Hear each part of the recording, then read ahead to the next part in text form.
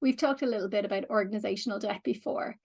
You know, the situation where policies build up and they're built policy on policy on policy on policy until this organizational debt happens and it becomes really difficult to get something done.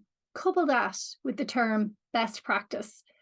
It's one of my least favorite terms because it implies that we can't improve. If it's the best, then we can never do any better. Taking those two concepts in our mind, I want you to consider for the weekly twerk to replace the word policy with agreement. So every time that we're looking to do something new, we're looking for a new process, a new policy, I want you to think about agreement instead. And what that means is that we're making an agreement that this is the best way to do this right now. It is suited with our resources that we have right now, the team that we have right now, with everything that's in place right now.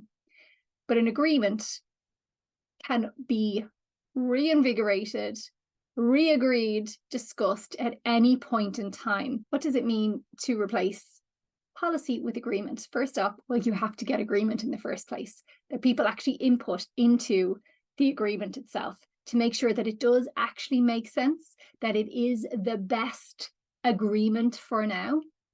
It also means that people are invested into this agreement from the start. So it's not designing a policy that you're then dictating to a team or a group of people, but they've actually been part of the design or they had an opportunity to input. This does not mean that it is by committee.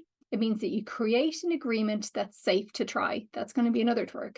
But you want a safe to try policy rather than a perfect policy. Finally, document the agreement and make sure it's clear that at any time, anybody is free to come and propose changes to the agreement.